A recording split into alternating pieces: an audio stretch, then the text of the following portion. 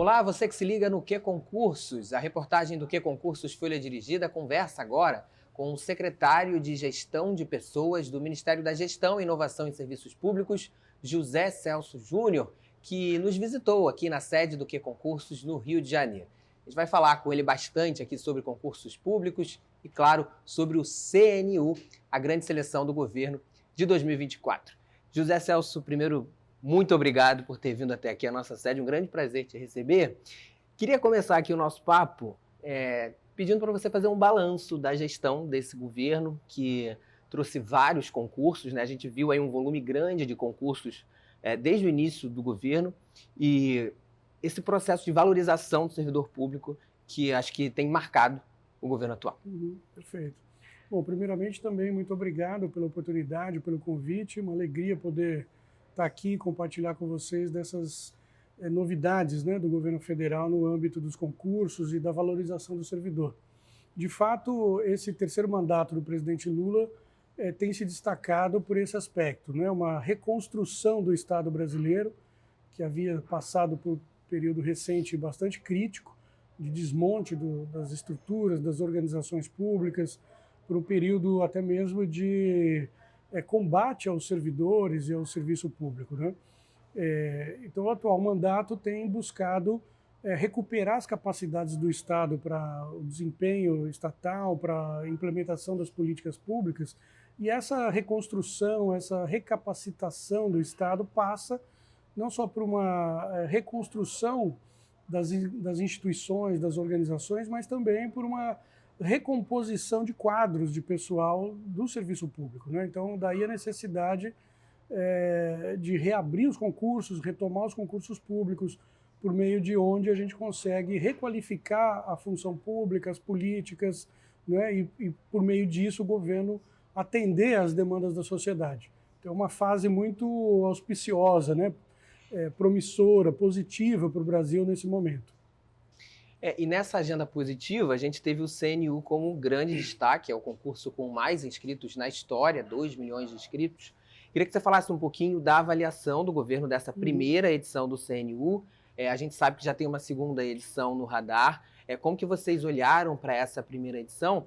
E já emendando, se vocês pretendem iniciar a convocação dos aprovados de forma iminente ao curso de formação, ou seja, ainda em 2025, se esse é o plano de vocês, de já contar com esses aprovados trabalhando. Sim, perfeito. O CNU, né, ou o CPNU, Concurso Público Nacional Unificado, eu acho que foi uma grande inovação institucional desse governo, nesse terceiro mandato do presidente Lula, né? É uma inovação em vários sentidos, né? E a nossa avaliação, portanto, é muito positiva. Primeiro, foi uma inovação que ajudou a democratizar o acesso da população às vagas públicas, né? Essa é a primeira característica importante. Nós fizemos a prova desse concurso em 228 cidades esparramadas pelo Brasil todo. Isso facilitou muito o acesso das pessoas que nunca antes tinham prestado concurso público na vida, conseguiram fazê-lo pela primeira vez, né? Rebaixamos o custo da taxa de inscrição do concurso, que também foi muito baixa e facilitou a inscrição de uma população que também tinha dificuldade de pagar essas taxas. Fizemos uma prova num único dia para facilitar o deslocamento, rebaixar o custo. Tudo isso fez com que nós tivéssemos conseguido a inscrição de pessoas residentes de 5.555 municípios do Brasil. Ou seja, praticamente todos os municípios do Brasil tiveram pelo menos uma pessoa inscrita no concurso. Então isso demonstra o acerto dessa medida no sentido de ampliar o acesso, né? Mas, além disso, o concurso ele foi inovador em outros aspectos, né? Na própria forma de fazer a prova, de organizar o certame.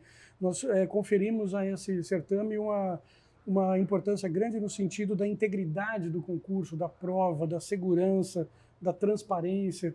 A logística toda por trás foi muito complexa, envolveu vários órgãos da administração federal, Polícia Rodoviária, ABIN, Correios, o próprio MGI, vários órgãos que aderiram ao concurso, que foram mais de 20. Né? Então, uma engenharia institucional muito complexa e que funcionou super a contento, né? Por isso, 2 milhões e tanto de candidatos inscritos, 6.640 vagas disponíveis. A gente está agora na reta final de entregar os resultados. Até o final de fevereiro, a gente deve conseguir entregar os resultados finais do concurso. A homologação acontece imediatamente depois e o provimento, ou seja, a posse dos novos servidores deve acontecer assim que o orçamento, né, de 2025 estiver aprovado, né, que a gente espera que aconteça também ainda em fevereiro. Então, assim que o orçamento estiver aprovado, ou seja, permitindo a contratação efetiva dos servidores e o resultado homologado, a gente já vai começar a chamar os servidores. Lembrando que tem um conjunto de vagas que ainda deve passar por uma fase ainda do concurso, que é a do curso de formação, né? Porque algumas carreiras possuem o curso de formação como etapa ainda eliminatória do concurso, né? Então, essas carreiras ainda, os candidatos são chamados para o curso de formação, cuja carga horária varia de carreira para carreira, né? Mas, com certeza, até o final do semestre, ou seja, até o meio desse ano, de 2025, todos terão feito o curso, todos terão sido aprovados e a gente vai poder contar com esses servidores imediatamente depois. Agora, a gente sabe que tem um novo CNU, né, o Concurso Público Nacional Unificado, no radar, seria a 2ª edição. E algumas perguntas estão aí rondando a mente do concurseiro, a gente vai tentar trazê-las aqui para ti. A primeira pergunta é como que estão as tratativas para esse novo concurso unificado, se é um desejo do governo dar regularidade mesmo para essas seleções, a ideia é que aconteça anualmente. A Fundação Sesgran Rio vai ser a banca oficial desse concurso. Como que estão aí os preparativos para a 2ª edição? Tá. Bom, primeiro, sim, há uma intenção e um desejo do governo, do MGI, de conseguir organizar e realizar uma 2ª edição do CNU ainda dentro desse mandato presidencial do presidente Lula, ou seja, até o final de 2026. Por conta das restrições eleitorais do ano eleitoral, esse concurso teria que ser realizado 6 meses antes, né? Até 6 meses antes da eleição, né? Então, estamos trabalhando para isso, mas depende ainda de uma série de decisões e de questões que fogem até da governabilidade do MGI. Uma delas eu já citei, que é a aprovação do orçamento, que é o que vai garantir, né, recursos para poder a gente partir para a fase da autorização das vagas. Então, nem mesmo quantas e quais vagas comporiam esse 2º CNU estão definidas. Isso ainda tudo está em aberto. Com relação à banca, a escolha da banca, na verdade, é fruto de um edital público, né? É uma seleção pública que é feita por meio da qual empresas interessadas e aptas e capazes de realizar eventos dessa envergadura, dessa dimensão, se candidatam e aí os vários quesitos que estão presentes, vão estar presentes nesse edital, que vão definir a escolha da banca, né? Então ainda não está certo qual vai ser a banca, né? Pode ser que seja a própria Sesgran Rio, pode ser que seja outra em condições de realização do evento nessa magnitude, né? Então isso ainda está também por ser definido, mas a gente está trabalhando e otimista que vamos conseguir, sim, transformar o CNU num modelo dominante de realização de concursos no Brasil, porque é um modelo exitoso, uma inovação que veio para ficar. Com relação à periodicidade que você perguntou, é claro que isso também não está pré-definido, depende do orçamento do ano, depende das decisões de governo, tem uma série de variáveis que afetam essa periodicidade, né? É claro que o ideal é que esse tipo de certame pudesse acontecer regularmente. A cada 2 ou a cada 3 anos você tivesse um grande certame por meio do qual as pessoas pudessem acessar também as vagas do setor público e por meio disso trilhar carreiras, né, trilhar, enfim, ocupações que são ocupações importantes para o país, são ocupações de boa qualidade, de boa remuneração, de boa estabilidade, né? E é por meio disso que a gente vai reconstruindo o Brasil. Sobre o CNU ainda, a 2ª edição, a gente tem alguns órgãos que a gente já sabe que aderiram ou têm interesse de participar da 2ª edição. Tem até aqui a lista, Ministério da Fazenda, Fundação Palmares, o MIDR, Fundação Biblioteca Nacional, IBRAM, já manifestaram publicamente que desejam participar dessa 2ª edição. Aí a minha pergunta já existe uma estimativa de quantas vagas deve ser esse CNU? Deve ser mais ou menos igual à 1ª edição? Não? Bom, vamos lá. A primeira parte da tua pergunta é a seguinte. existem alguns órgãos que tiveram autorização de concurso em 2024, Sim. com orçamento de 2024, que são alguns desses que você citou aí. Então, esses que já tiveram as vagas autorizadas, eles podem ou realizar o concurso por conta própria, como tradicionalmente sempre se fez, né? Ou, que é o que aconteceu aí em alguns casos, manifestar interesse em aderir ao CNU 2, né? Se ele vier a acontecer. Então, essas vagas, de fato, já existem, estão autorizadas, já estão, inclusive, vamos dizer, precificadas, entre aspas, no orçamento de 2025. Né? Eles vieram de 2024 para 2025. Todas essas vagas que já foram autorizadas antes, que já estão previstas para 2025, somam 1.200 vagas, mais ou menos, eu não sei o número exato.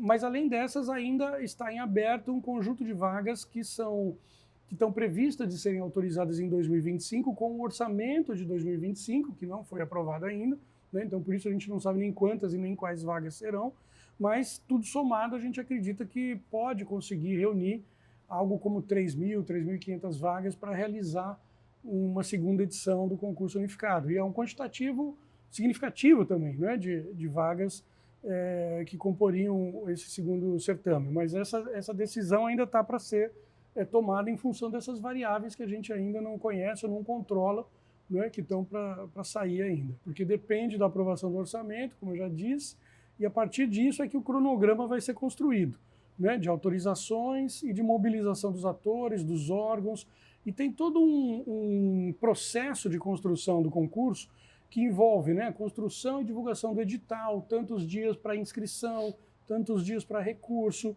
Então, esses prazos todos que definem, no fundo, a data de realização da prova, né? Então, portanto, essa data ainda não está definida, mas o objetivo é que ainda aconteça ainda em 2025, né? Para que a gente possa aproveitar o orçamento desse ano e acelerar o processo de contratação dos novos servidores. Outra modalidade de concurso que a gente viu como novidade foi o CNU de professores. A gente teve o MEC anunciando essa ideia. Pelo visto, é algo que vai ser tocado pelo MEC junto ao INEP, mas eu queria entender como que o MGI olha para essa possibilidade de seleção de servidores, como que vocês enxergam também o CNU dos professores. Parece que o CNU, o CPNU já está ditando moda, né? E a gente também já está olhando no mercado outras iniciativas, como o ENAM na magistratura, o próprio ENAC, né, que é na área de cartórios. Como que vocês olham essa possibilidade do CNU de professores? Excelente, é uma ideia também, eu acho que muito boa, porque, veja, nesse caso do tal do CNU dos professores, né, a gente brinca, inclusive, dizendo que o CPNU foi apelidado de Enem dos concursos. Sim. E agora a gente vai dar o troco no INEP, a gente vai apelidar esse concurso de CNU dos professores. É verdade. Por conta disso, né, esse modelo do CPNU ele foi muito inovador e foi muito exitoso nos seus objetivos.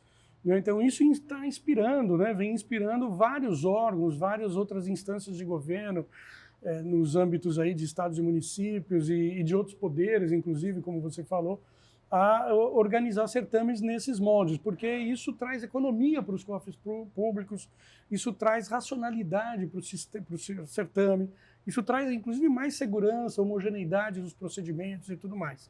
Né? Então, tem muitas vantagens, de fato.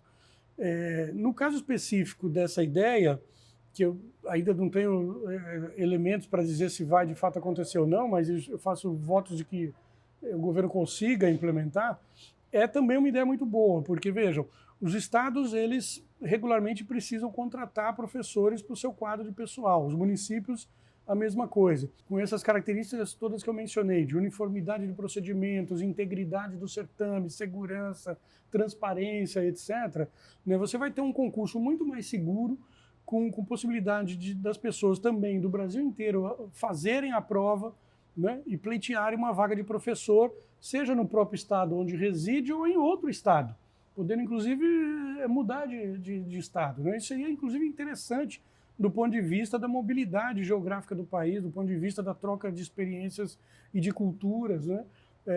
Eu acho que seria uma inovação nesse âmbito também muito importante. Vamos falar então um pouquinho de novos concursos? A gente tem observado 2025 com algumas autorizações. Por exemplo, recentemente tivemos o anúncio de 2.000 vagas na Polícia Federal. A gente já teve o ministro da Previdência também comentando em 1.000 vagas no INSS para analista. A PF já está praticamente confirmada, a própria ministra Esther Dweck já falou sobre isso, a portaria deve sair aí nos próximos dias. No caso do INSS, de fato, está no radar uma autorização também para o INSS? Existem vários órgãos com pedidos de concurso no MGI, né? Que é uma prática comum. Todo ano os órgãos são convidados a apresentar suas propostas de concurso.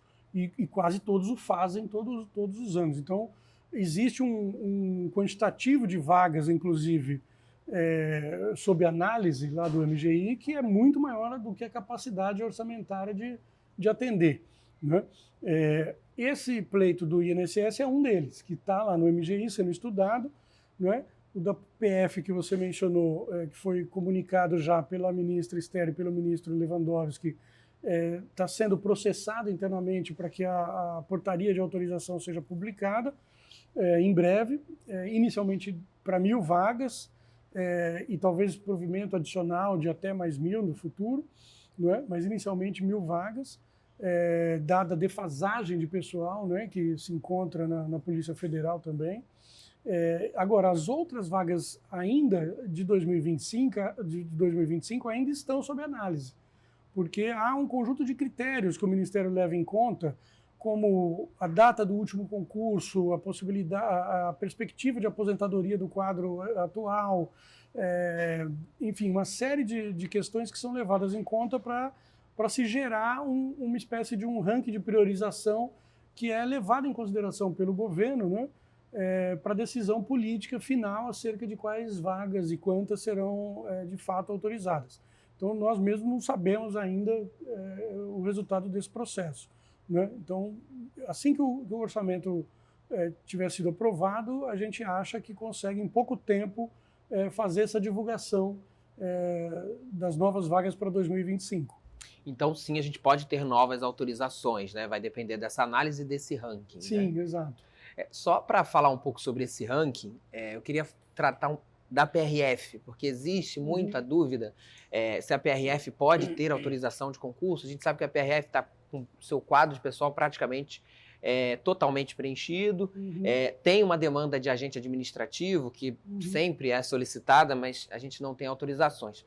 Existe alguma perspectiva de ampliação do quadro de pessoal da PRF para aí sim realizar novos concursos? Como você falou, a PRF está com um quadro praticamente completo, inclusive foi feita a autorização recentemente, né, do provimento adicional do concurso que foi realizado, acho que ano passado, se não me engano. Foram 473 vagas, se não me falha a memória, que foram autorizadas para provimento adicional, o que praticamente zerou o cadastro de reserva daquele concurso. Então não há ainda, no momento, nenhuma perspectiva de concurso novo para a PRF, o que exigiria ampliação do quantitativo, né, de cargos do órgão, o que também não está ainda sendo estudado, né? Existe uma questão importante que é a seguinte: o atual governo Lula herdou uma máquina muito desestruturada, né, em todos os setores praticamente, né, muitas defasagens de pessoal em praticamente todas as áreas de atuação governamental, sobretudo naquelas áreas que esse governo valorizou, né, na campanha e que vem valorizando também do ponto de vista da reconstrução institucional, do ponto de vista da recuperação de concursos e tudo mais. Então existe, de fato, ainda uma demanda reprimida, né, por concursos para praticamente todas as áreas e, claro, diante do orçamento disponível, nós sabemos que nem tudo conseguirá ser atendido da maneira que vem chegando para o Ministério, mas o Ministério tem feito um esforço muito grande de olhar os pedidos todos, qualificá-los, muitas vezes devolver para o órgão uma contraproposta em termos de ajuste de vagas, de tipo de vaga, para poder viabilizar o máximo possível de concursos para o máximo possível de órgãos, de modo que ao final desses 4 anos, né, 2023 até 2026, o governo consiga pelo menos recuperar o mínimo de capacidade institucional e de trabalho para todos os órgãos da administração. Algo que, de certa maneira, já foi alcançado em mais da metade do seu objetivo, né, com esses concursos que a gente já autorizou de 2023 para cá. Né? Então, esse processo continua, é permanente, mas ele não é nem rápido, nem fácil, nem barato de ser feito. Né? É um processo. Uma outra pergunta sobre essa questão das autorizações é em relação a concursos de nível médio. A gente observou na primeira edição do CNU muitos concursos de nível superior. A ministra até chegou a falar sobre isso, porque era uma demanda até reprimida, muitos cargos específicos que não vinham tendo recomposição. Foi uma questão de demanda reprimida ou existe uma tendência do governo de priorizar carreiras mais técnicas do que as carreiras generalistas que exigem o nível médio? Ótima pergunta essa, porque, veja, é preciso entender ou contextualizar, né, esse assunto dentro de um leque maior de questões que estão postas. Né? Existe uma transformação no mundo do trabalho, né, acontecendo de maneira muito rápida no Brasil e no mundo. Né? Um aumento, uma transformação tecnológica violenta que vai substituindo trabalho humano por trabalho tecnológico, digital, etc. Né? Existe, ao mesmo tempo, a necessidade do governo direcionar os seus recursos e os seus esforços para o atendimento das necessidades da população. Né? Essas coisas todas combinadas implicam numa maior complexidade dos cargos, né? Das funções públicas, que, em geral, são complexidades ou atividades que exigem nível superior.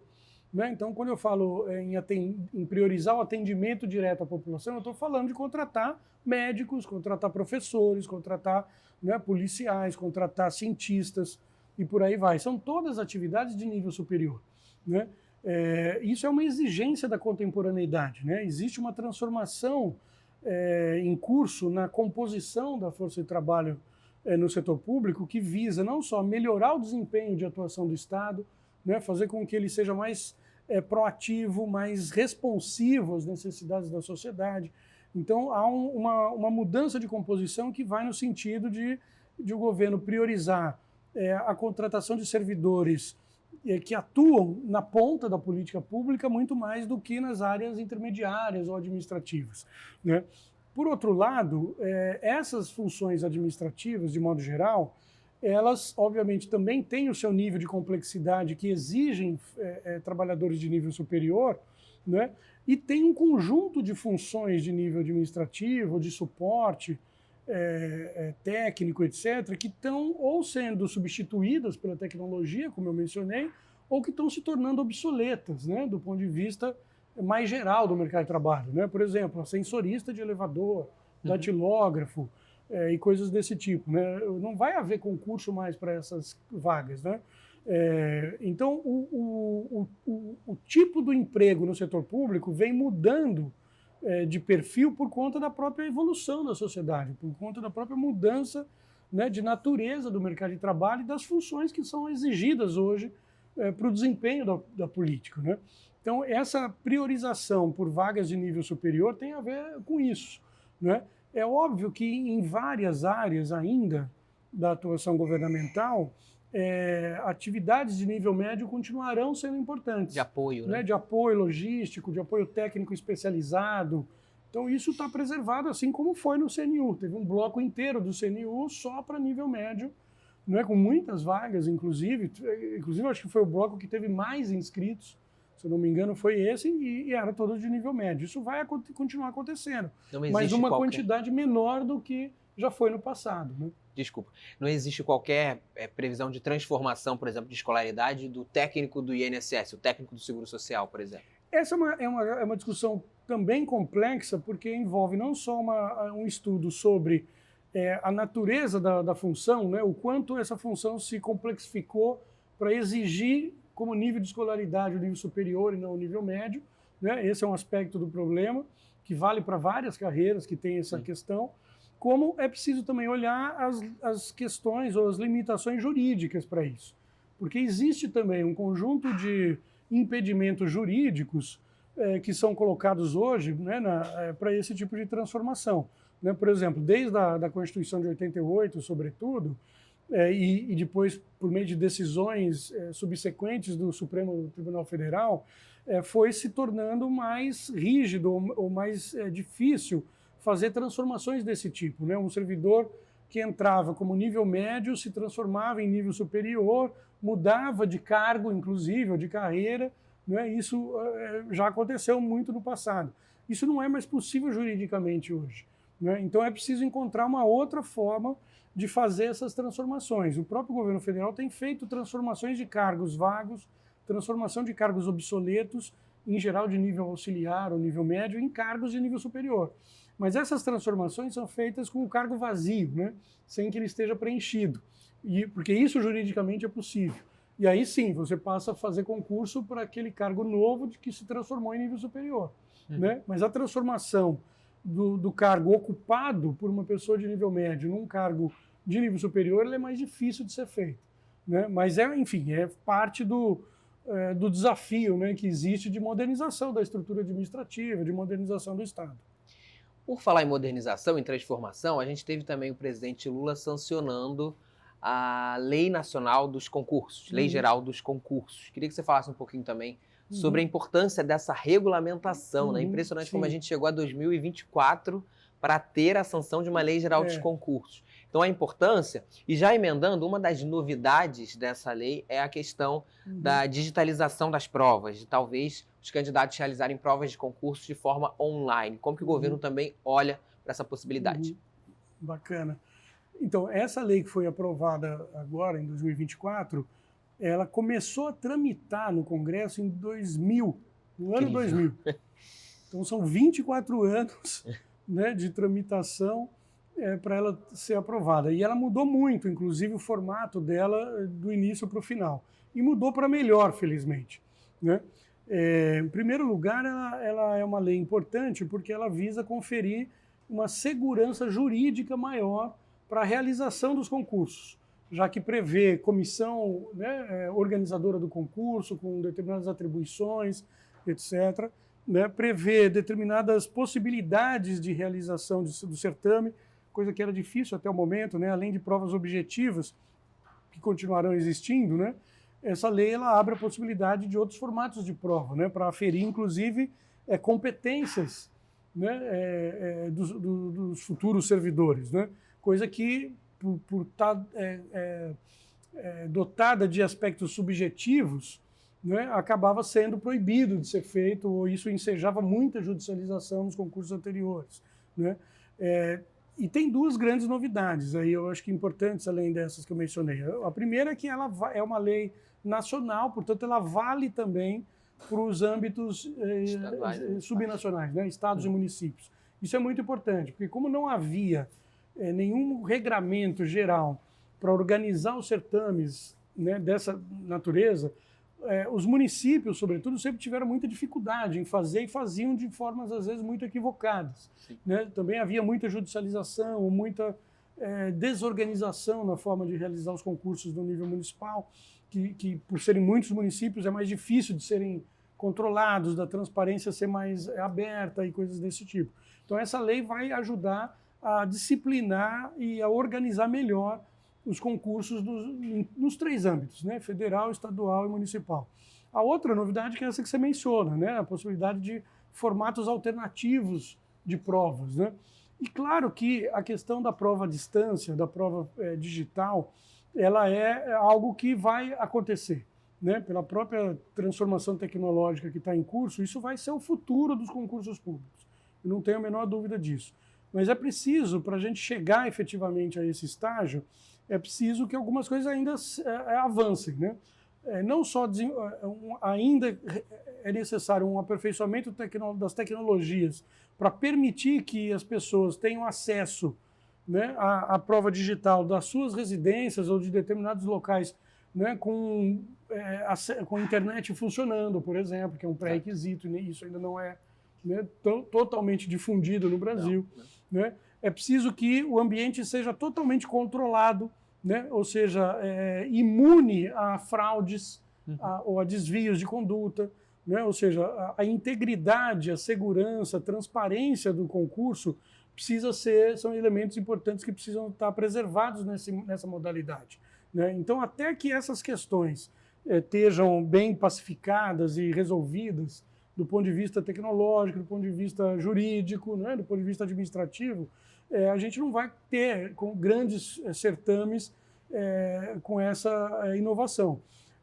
Já tem havido alguns concursos desse tipo, né, nas universidades e por aqui e ali, mas para isso ganhar uma escala nacional é preciso que essas questões sejam enfrentadas.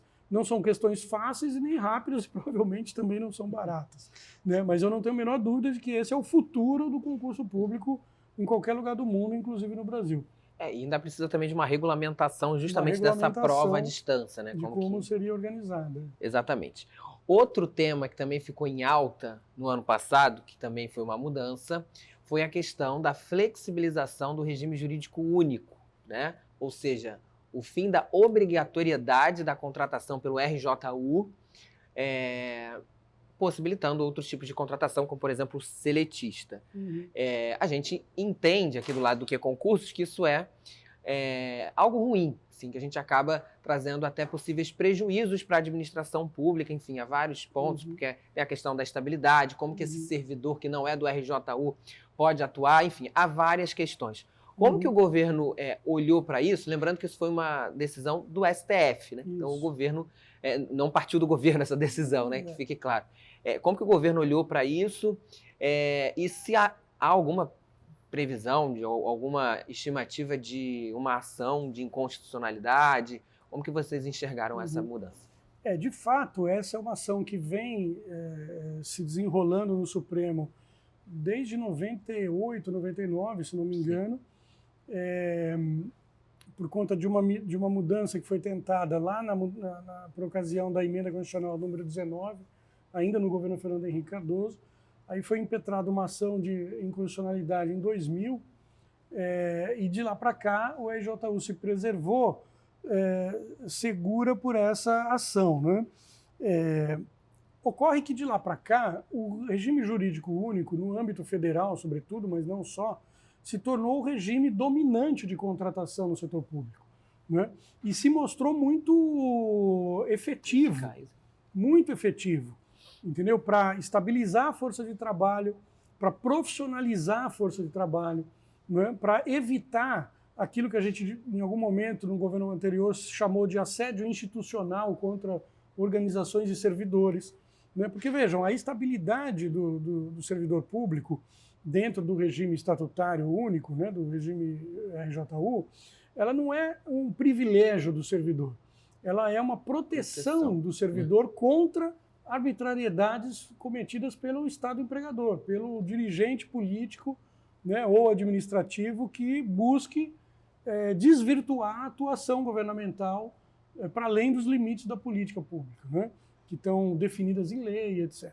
Então é uma proteção do servidor contra isso e é uma proteção do próprio Estado contra a descontinuidade das políticas públicas ao longo do tempo, entre mandatos presidenciais e tudo mais, né? Então ela se mostrou, o Estatuto da Estabilidade, garantida pelo EJU, muito positiva, muito efetiva, né? Isso melhorou o desempenho do governo, melhorou o desempenho dos servidores, ao contrário do que se propaga, né, pela grande imprensa, enfim, em outros órgãos. Então nós também, no âmbito do MGI, vimos essa decisão do Supremo como preocupante, né? Ela não é autorrealizável, né, essa decisão, ela ainda precisa ser regulamentada de alguma maneira, mas ela é preocupante, né, porque ela abre flanco para uma precarização da contratação e para uma precarização do serviço público e do próprio servidor, né? É claro que, ao dizer isso, nós não estamos dizendo que apenas o RJU deva ser a forma de contratação absoluta do governo. Não, porque a gente sabe que existem atividades do governo que, ou por serem temporárias, ou por serem subsidiárias, né, ou de suporte, podem e devem prever contratos diferentes. Por exemplo, a própria CLT. Né? Mas isso não deveria afetar o núcleo de atuação do governo, que está baseado em políticas públicas permanentes, que requerem continuidade ao longo do tempo, profissionalização da burocracia, etc. Né? Então, é preciso distinguir essas coisas, né? Por exemplo, o contrato temporário. O contrato temporário existe já na legislação brasileira e que é acionado por situações ligadas a emergências, né, e urgências de algum tipo, precisam ter um contrato talvez mais flexível, de fato, para você contratar tempestivamente, enfrentar o problema emergencial que está colocado, por exemplo, a catástrofe climática que aconteceu no Rio Grande do Sul. Né? Você precisava ali, naquele momento, ter pessoas disponíveis emergencialmente para dar conta do problema. E ao fim do que você poderia, né, desfazer esse contrato. Então, de fato, contratos mais flexíveis servem e devem ser usados para isso, né? Mas não para contratação dominante no setor público, não para contratação das atividades permanentes, né, e intransferíveis do Estado. Né? Então, nossa visão realmente é uma visão pessimista em relação a essa decisão suprema, porque ela veio como uma decisão geral acerca da flexibilização para toda e qualquer atividade. Isso nos parece muito perigoso para a continuidade do serviço público. Até porque afeta estados e municípios também, né? Mas não existe nenhuma previsão, então, de uma ação de inconstitucionalidade? Na verdade, o que poderia ser feito do ponto de vista da legislação é uma proposta de emenda constitucional, uma PEC, que o governo apresentasse ao Congresso, talvez recuperando a ideia original do RJU para o núcleo duro de atuação governamental e prevendo talvez essas modalidades mais flexíveis e necessárias de contratação para essas atividades, né, ou temporárias ou de suporte, etc. Né? Mas isso não está ainda colocado no radar. Outra novidade, a última que a gente vai tratar aqui, é a questão da lei de cotas, que a gente sabe que está em votação no Congresso. A importância dessa lei para ampliar as cotas, acho que também é uma proposta do governo. É muito importante. O governo está empenhado em aprovar a nova lei de cotas, que amplia, inclusive, para 30%, né, a cota para a população negra. Aumenta também a cota para os outros públicos, né, população com deficiência, quilombolas, indígenas, etc. Isso vai na direção de aumentar a diversidade, né, da força de trabalho no setor público, que é um pré-requisito para melhorar o próprio desempenho, o próprio desenho das políticas públicas, né, a efetividade das políticas públicas. Isso tudo está baseado numa teoria que vem se mostrando muito poderosa para explicar o desempenho, né, dos governos, que é a teoria da burocracia representativa, né, que resumidamente diz que quanto mais representativa, ou seja, quanto mais parecida, né, com o perfil da população em geral for a força de trabalho no setor público, melhor para o governo, melhor para o país. Né, porque mais você traz para dentro, né, do próprio governo as diferentes visões, perspectivas, realidades do Brasil, e isso ajuda a fazer melhores políticas públicas no médio prazo. Né? Então, é uma lei que é bem-vinda para o país, para o governo, e o governo está empenhado em aprovar essa nova lei de cotas. Eu queria pedir também para o senhor falar um pouquinho sobre o censo dos concursos do Concursos, né, material exclusivo que a gente produziu. A gente teve o prazer de compartilhar com vocês. Inclusive, hoje a gente entregou aqui em mãos a versão impressa. Como que vocês olharam essa pesquisa, o quanto que ela contribuiu também para que vocês pensem aí as políticas públicas e o serviço público para frente? Sim, eu acho que o censo dos concursos foi uma ideia também muito inovadora, né, de vocês. Vem muito boa hora, justamente num momento em que o governo está buscando recuperar a capacidade de fazer concurso, de recompor a força de trabalho, etc. Esse censo trouxe informações muito úteis e até então desconhecidas para o próprio governo, né? Como, por exemplo, o fato de que a maior quantidade de vagas disponíveis para concurso não está no nível federal, como as pessoas muitas vezes pensam. Está justamente nos estados e nos municípios. É onde o mundo dos concursos se organiza e vive com mais intensidade no dia a dia. Né? Então, isso é muito importante para desmistificar a ideia de que as vagas estão todas no nível federal ou de que os concursos não são para todas as pessoas que gostariam de concorrer, não, elas são, porque elas estão concentradas, sobretudo, nos municípios por todo o Brasil e não no governo federal, né? A segunda coisa que eu acho que foi bem interessante do censo foi mostrar que as pessoas estão dispostas a mudar de cidade para pleitearem e desenvolverem as suas carreiras no serviço público, né? Independente do local onde isso aconteça. Isso também derruba o mito de que concurso é feito para quem mora em Brasília, ou no Rio de Janeiro, ou nas capitais apenas, etc., né? Ou seja, as pessoas como um todo do Brasil não só podem, como devem, né, se informar acerca dos concursos, disputar as vagas, ingressar no serviço público e ajudar o Brasil a implementar melhores políticas públicas. Então, eu acho que é uma publicação muito legal, muito interessante, vem em boa hora, traz dados muito bacanas, espero que tenha vida longa aí dentro para vocês. Terá. Se você ainda não viu o censo dos concursos, está lá disponível no nosso site folha.qconcursos.com. Para a gente encerrar, secretário, queria que você deixasse uma mensagem para o concurseiro. Pelo que eu entendi aqui, a agenda segue muito positiva para concursos públicos. Então, deixar essa mensagem para quem está estudando e sonha com a vaga na carreira pública. Maravilha. Gente, é o seguinte, a gente precisa reverter essa visão negativa que existe em alguns lugares no Brasil, pela grande imprensa e outros fóruns, sobre o Estado, sobre o serviço público, sobre o servidor, né? Não é disso que se trata. O serviço público é uma função indispensável do país. É por meio disso que o país se transforma numa coisa melhor, por meio das políticas públicas.